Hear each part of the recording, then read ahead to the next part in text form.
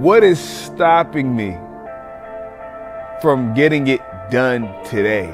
What is stopping me from doing just a little bit today? Have I gotten spoiled? Because God has woken me up every single day. Have I gotten spoiled?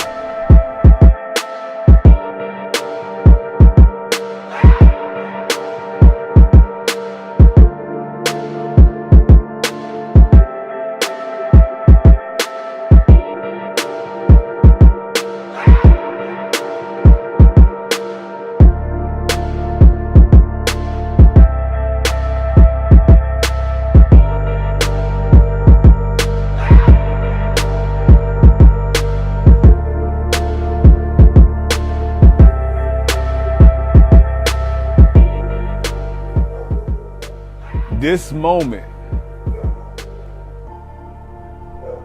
is the only moment I actually have.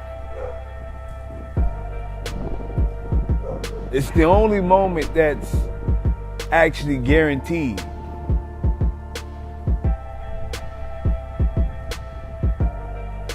I have all week to do the thing in which I'm trying to do. This is what I tell myself. Because there's something that I want to do, but I don't want to do it right now. I have all week to get it done. I'll do it Friday.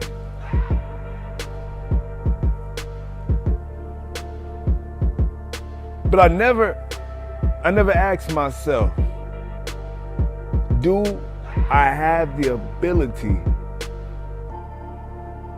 to get it done today? What is stopping me from getting it done today? What is stopping me from doing just a little bit today?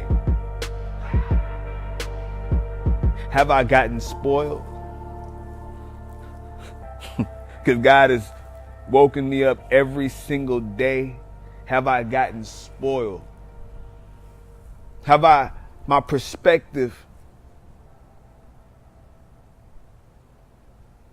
has my perspective changed into where I'm not humble anymore?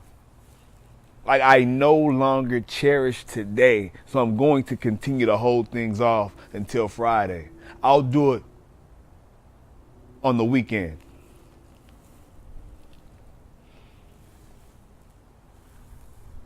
And what I realized, ladies and gentlemen,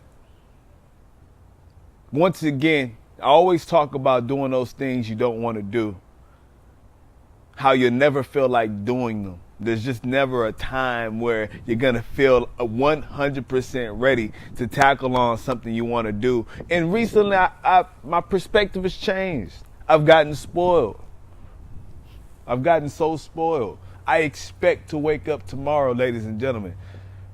I expect to be able to possibly record this message 2 days from now. I expect it. And because I expect to wake up tomorrow and the day before that and the day after that, and the day after that, and the week after that, I no longer have the urgency to record or do the things in which I say I want to do today. This 24 is all I have. And I want to talk about the 24 that you have. You've been blessed with a 24-hour that allows you to do almost anything that you want to do, regardless if you have a job or not. It's a choice. It's all a decision. And we've been blessed with this 24 today because you're breathing right now. You woke up if you're watching this today. And there are certain things that you must take into consideration. This is not about being cynical. This is about putting your 24 into perspective, because many of us want to go into 2018 and we have these dreams, ambitions, and goals, you know, the New Year's resolution. And the thing that is going to truly, truly, truly allow us to fail, myself included, is the wrong perspective of how much time 24 hours actually is. How much time is 24 hours?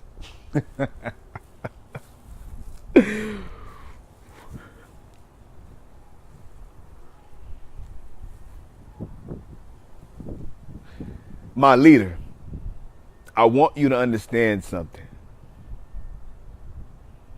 It's within your micro that is going to allow you to accomplish the macro.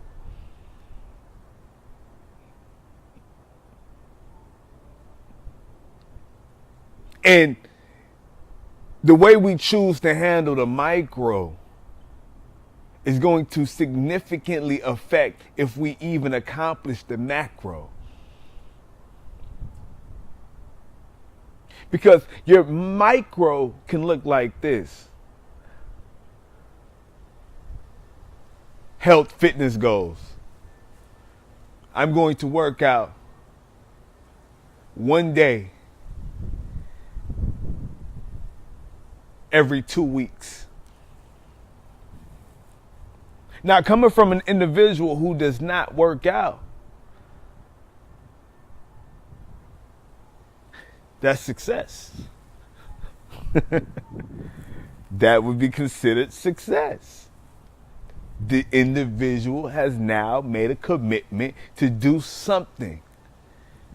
Many of you all may probably look at that and look down and frown upon those quote unquote insignificant actions one day every 2 weeks. But to the individual who has the goal in itself, that's a huge step. But I want to ask you something. Why judge that person who seems to be taking insignificant steps in the micro to reach his macro or her macro when you, in certain areas of your life, are doing the same thing? So you're a fitness guru. So you're dedicated and disciplined in your finances. Oh, you go to church on time and you serve in a ministry. Oh, you're an academic scholar. You just graduated or you're on the verge of graduating. You're great at studying.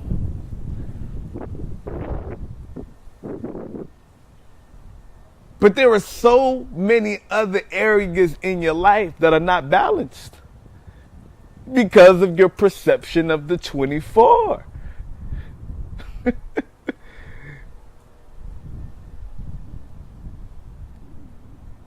And it's easy to judge the individual who seems to be taking the micro, small steps to a destination that seems that it leads nowhere.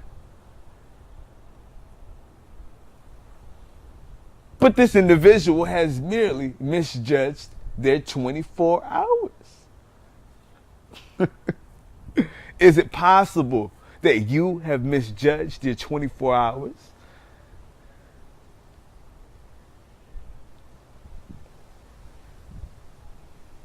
And I say this very poetically because one thing that I'm starting to realize as I record these messages and individuals contact me via Instagram or email or phone calls, one thing registers completely when I talk to each and every one of these individuals, including myself, during my alone times with God. And I recognize that I'm spoiled mentally when it comes to reaching my macro.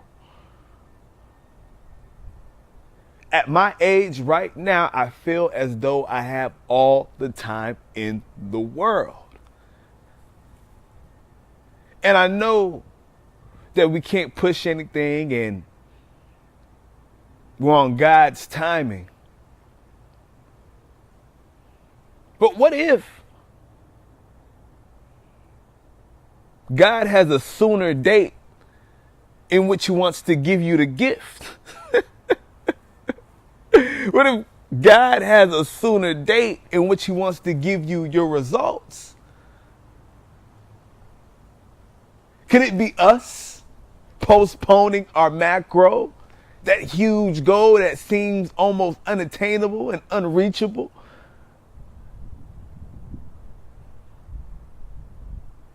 Could I be holding myself back?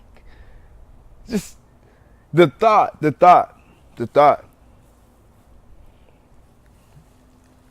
And I wouldn't have this small mini event in which I'm crawling through right now if had not been for the recent tragedies that I've been seeing on the news. It just humbles my perspective. If in my 24 hours, I'm not going through any of these tragedies or experiencing any of these losses, and I'm fully functional and fully capable and fully able, what is stopping me? What significant excuse is hindering my progression towards my macro?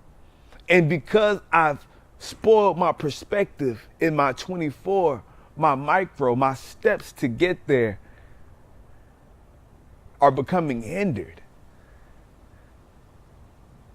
I need a perspective change.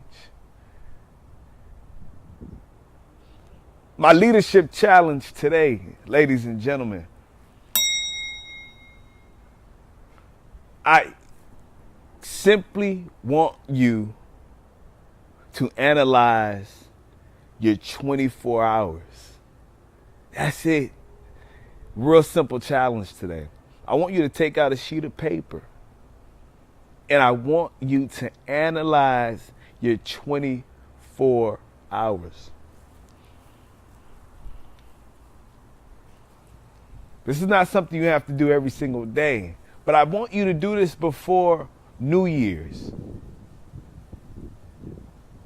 Because what you'll find is that you have not been utilizing your days to their capacity.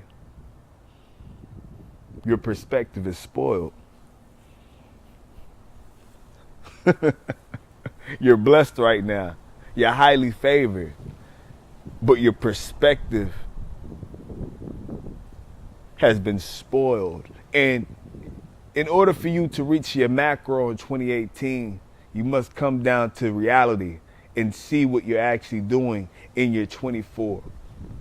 How can you live the most in the 24 that you've been blessed with? How can you add those things to the 24 that you've been blessed with? And how can you take away some of the nuances and the things that you don't need? How can I disregard these things in order to get to the destination that I see that God has for me? Leadership challenge. Analyze your 24 today. And I'm a firm believer that your life will be changed. We out. Mwah!